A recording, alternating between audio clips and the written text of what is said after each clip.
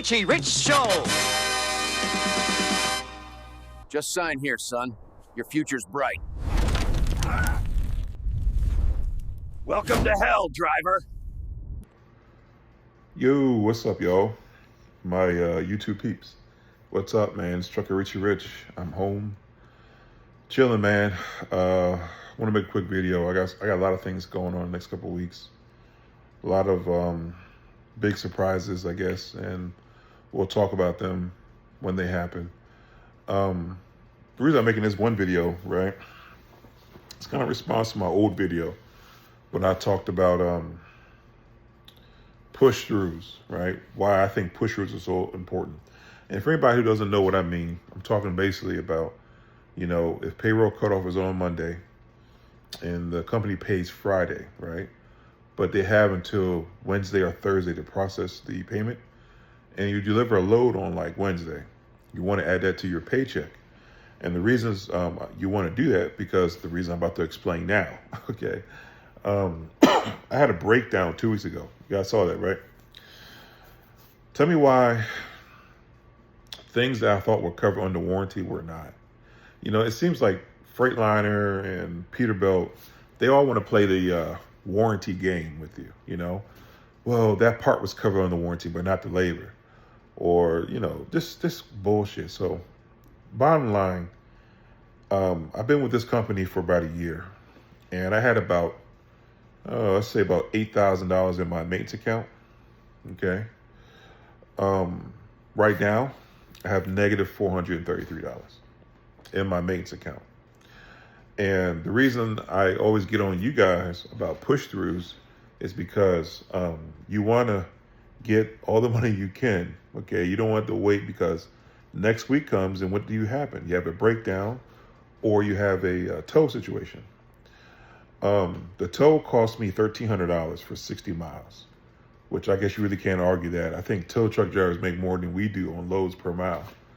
But the fix, the repair as far as the radiator and what other issues I had. Now listen, when I got the truck, it had 380,000 miles on it, okay?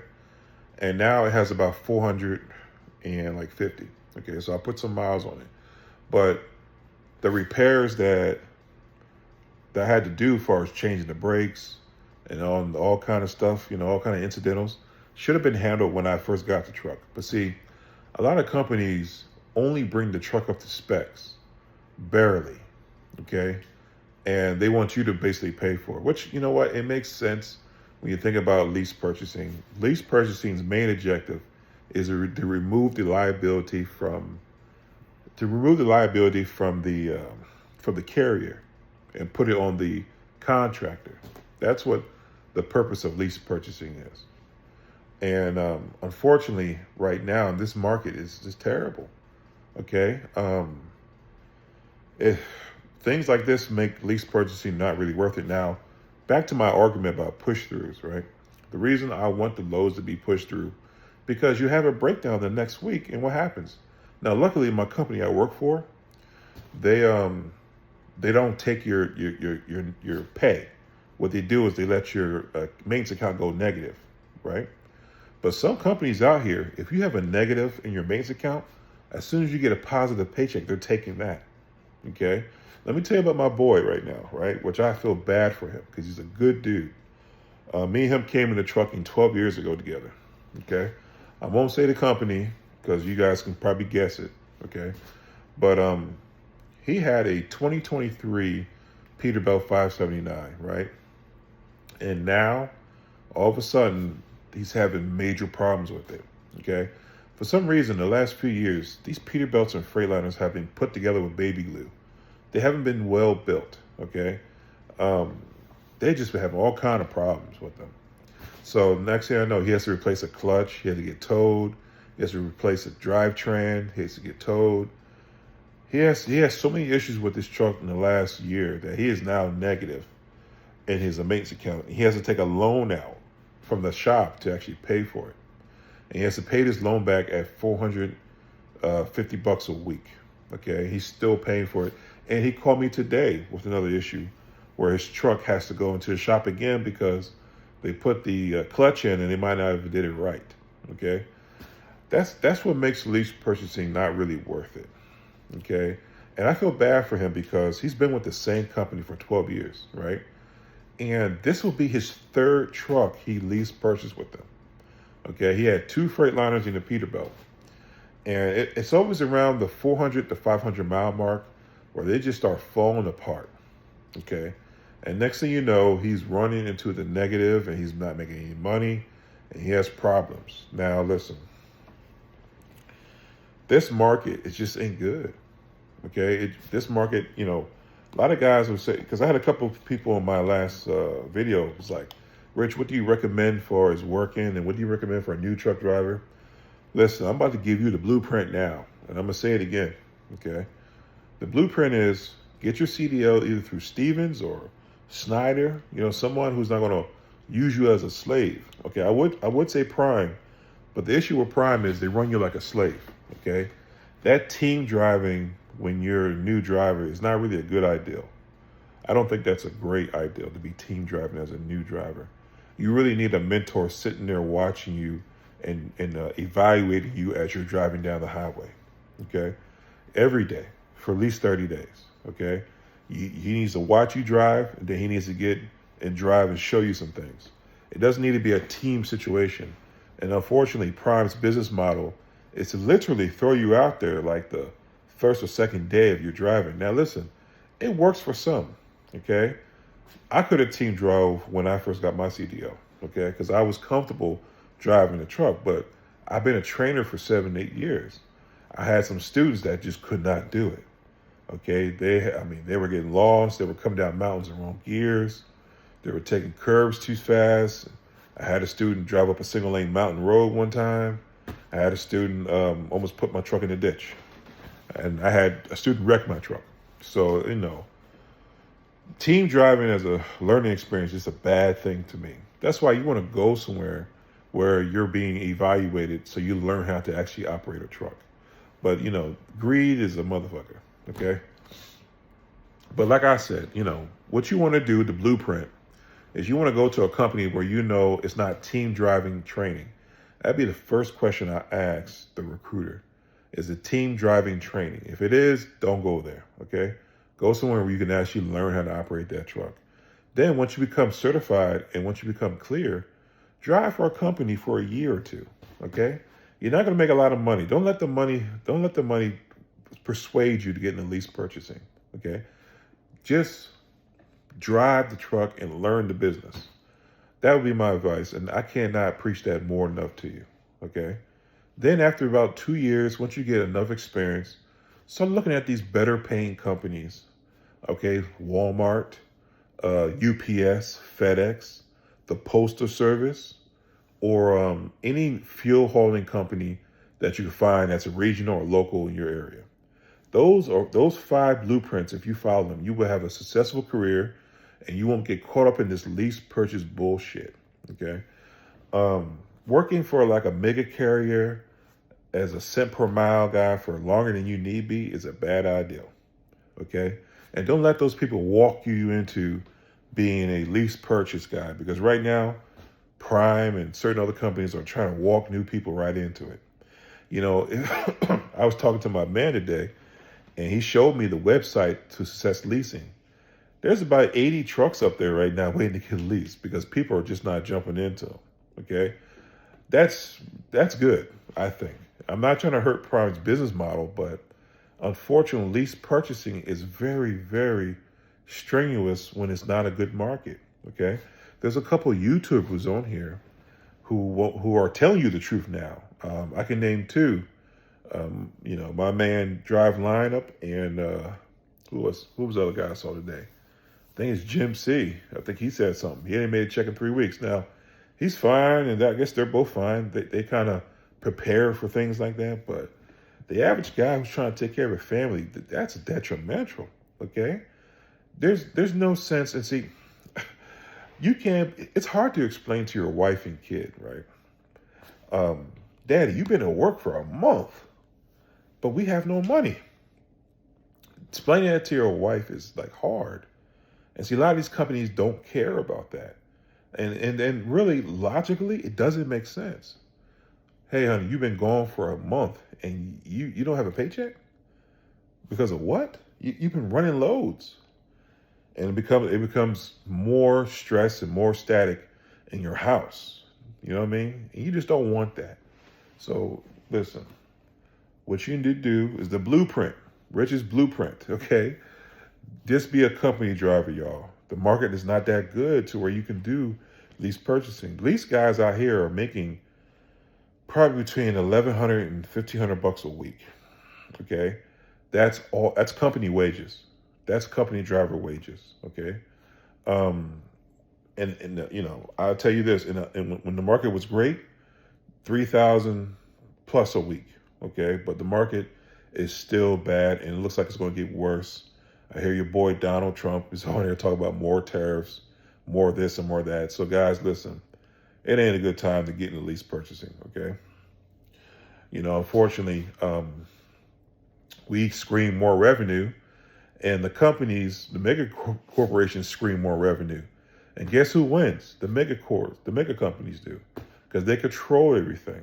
Okay, they control your paycheck. It makes no sense where you can run and they can control how much money you make. Okay, so it's listen, folks, take my advice. Okay, for you new guys who watch my channel. So back to what I was talking about. You know, that's why I get on here, and it shocks me because when I read the comments, right, guys are like, "Rich, you can't manage your money right." It has nothing to do with that. Okay, I want to get paid for everything I do, and if I get a little extra, then give me a little extra, because you never know what will happen next week. A truck driver is only good as a day. That's it. Every day you're good, because tomorrow you can have a catastrophic breakdown. And then next thing you know, that push through load that you were supposed to get is the difference between you being evicted or having at least a month grace period to get back on your feet. Okay. So that's why you want them to push loads through. And you know, so my company decided not to do that. And I can tell the difference right away. I mean, this week's paycheck was small, you know. Now, granted, I'm taking a couple of days off of work, so next week's trucking is covered. But then I go back to work, and hopefully the week after I get a paycheck. Hopefully, I mean, I don't like the game anymore. You know, it's getting to a point where being the owner operator now just isn't going to work. It just isn't going to work. You know, if you guys are making good money now, always get one guy on here. He says, "Rich, I gross 500. I gross 5,000 this week with USA," which sounds crazy to me because I pull USA's freight, and I'm like, okay, if you say so. But right now it's just bad, and see what's happening also is companies are taking advantage of lease purchase guys now. And I'm gonna tell you the way they're doing it. And I'll talk about my company. I didn't name my company, but I will probably in the next 2 or 3 weeks. I will. All right. I'm not going to name them now because I'll give you guys a whole spiel about the good, bad, and the ugly. Okay. But what they're doing is essentially double brokering. Okay. My company's doing, everybody does it. It is a standard lease. It's a standard practice in business and trucking.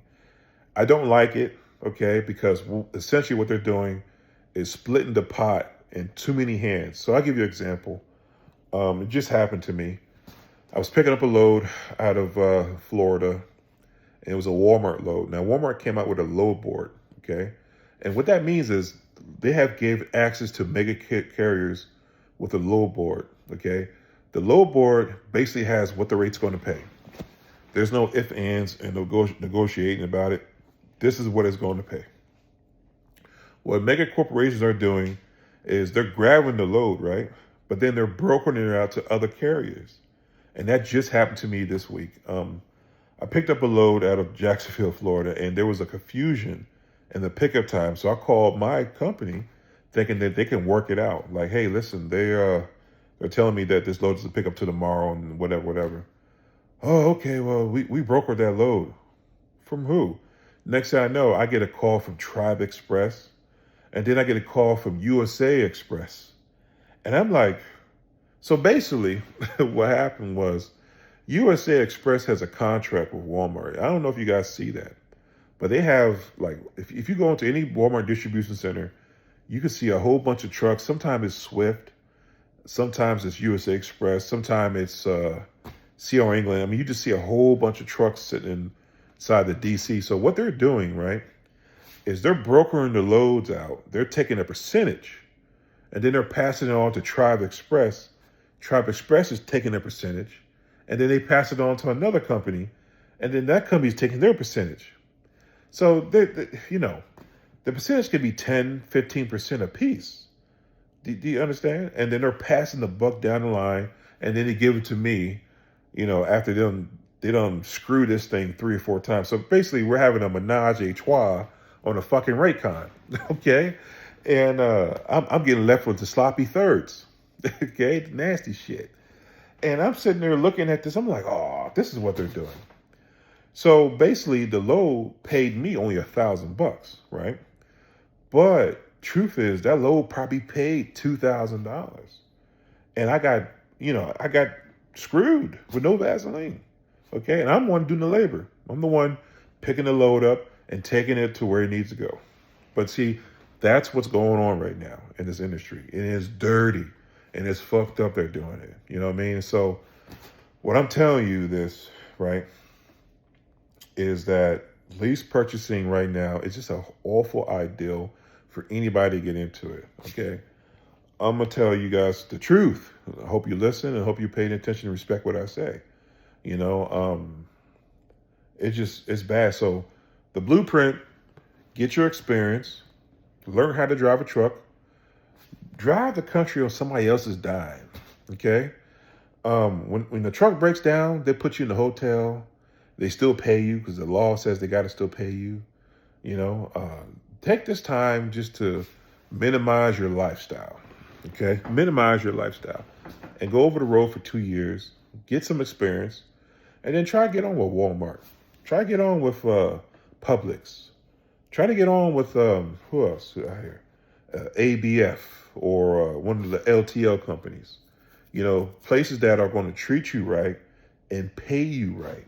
Okay. Then, if being an owner operator just in the year 2025, it just ain't it. I hate to say this, right? And you guys tell me if you agree. You agree with what I'm about to say. But I think trucking is starting to become a dead industry. I think it's starting to die, and we're witnessing the death of trucking. Okay, and the reason I say that is that, unfortunately, between the years of 2015 and maybe 2021 or 22, too many fucking people got into trucking. And that's just the truth. And you know whose fault it is? Richie Riches. Richie Riches and any other YouTuber or any other owner-operator on here. Unfortunately, truck drivers like to run their mouths. We talk too much. And, people were listening. Not just American people. Pakistanis, Afghanis, Indian, Punjabis. I had a guy on here from Australia. I looked at my algorithms to say I had listeners in Australia. They all listened. And what they do, they flooded the country and flooded the market. And look at it now. Look how bad it's bad. We thought that electing Trump would make it better, and it really didn't. It's still awful. Okay. So fellas, I don't know. We are in the last days of owner operators. That independent guy who me and my boy was just talking about this, right? And we're talking about Prime. I hate to talk about Prime, but it's just an example because we both came from there. Okay, he spent 5 years there, and I spent 5 or 6 years there too, working their system. But we were saying to ourselves, I wonder if we could duplicate what Robert Lowe did. Do you know what I mean? If we could actually get one truck and build a contract off of that, and another contract and build another truck, and before you know it, become a mega carrier ourselves. And you know what the truth is? At this time, no. I don't think anybody could do it. If you guys disagree with me, put it your comments in the comment section. but I just don't believe that you can. And I'm gonna say multiple reasons why. One, the mega carriers done sucked up all the business. Okay, they did. They sucked up all the business. Number two, you have too many truck drivers out here, and it's too easy to drive these trucks. Okay, when trucking used to be hard to get into, where you had to go away to school for 3 weeks, and then become an apprentice for a couple weeks, and then drive a manual truck. The automatic truck literally helped a lot of people become truck drivers now, because there were people who could not drive a manual truck for shit, and they were washing out of truck school. Okay, not to mention banks are not giving loans for trucks anymore. Okay, I don't know any banks now that would give you a loan to go buy a truck. It's considered a high risk bet, and most people who went to get loans in trucks, they defaulted. Okay, with extremely, you know. It tells you how bad YouTube and us truckers did the industry, okay, myself included, because you had motherfuckers out here buying brand new Peterbilts for $321,000. Oh yeah, you thought I forgot about that, huh? And I hope you guys didn't forget about that. How short our memory is, okay? But they were buying trucks for $300,000. Now, what do you think happened when the industry tanked and then when it's tanking? They defaulted on those loans. They defaulted on all that equipment. Not to mention Peterbilt, Freightliner, and Kenworth International were tossing a whole bunch of junk out here. Okay, they weren't putting the tender love and care into really crafting these machines like they used to.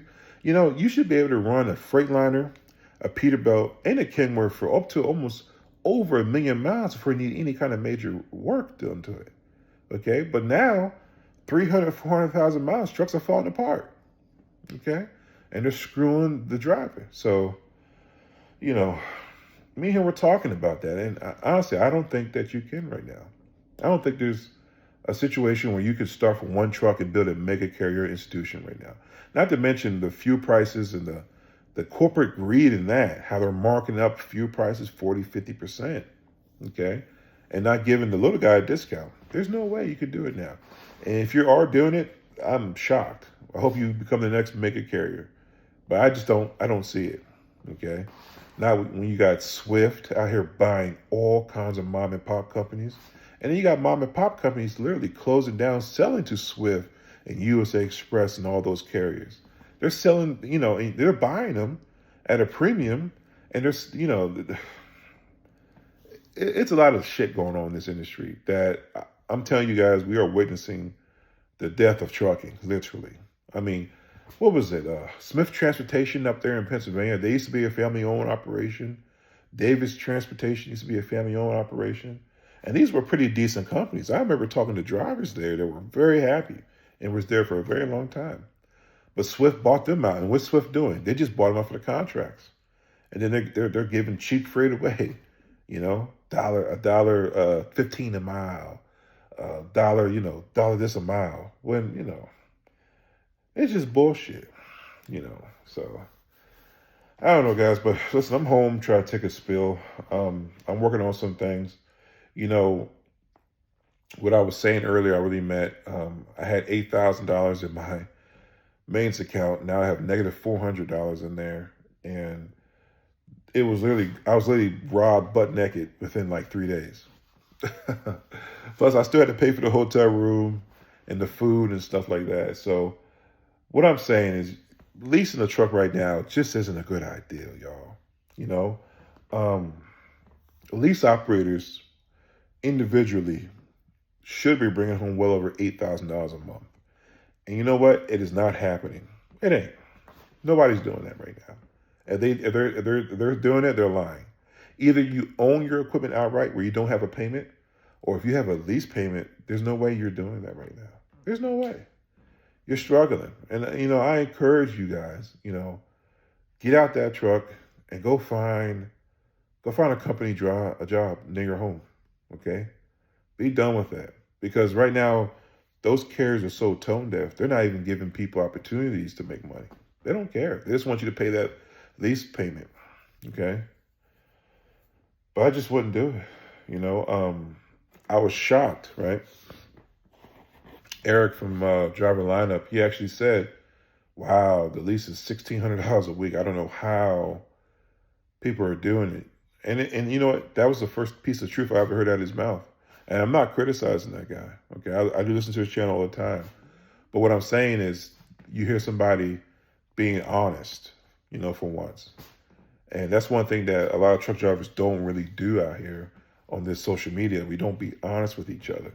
We tell each other some inflated bullshit, okay? And it ends up screwing the average person, okay? Look, a lot of guys drive trucks just to take care of family. Now, if you was a single man or a woman and you don't care, then different story. But it sucks being out there, going away from home and not bringing in a paycheck. That is horrible. That's worse than slavery to me. That is. Because at least in slavery, they fed you and they clothed you and they housed you. Unfortunately, in these terms, they don't do that, okay? You can literally you can lose everything behind this damn truck and stuff. So guys, please be smart. Like I said, the next couple weeks, I got some major news, hopefully. I want to talk about it. I'm gonna take some time for myself in the next couple of days. I got a little plan to do something. I'll make a video about that. But peace and love. Like and subscribe. Thank you guys. I really want you guys to really subscribe to my channel because I got some major things that are going to help other truck drivers out. Some major news that I will disclose to you in the next couple of weeks that I think is going to help a lot of people out and maybe help you in the right path and direction. Okay? But please comment. I do read your comments. And please subscribe so next time the video drops, you get a notification. Peace and love, and I hope you guys are enjoying your day and your weekend. Rich out. They want more revenue.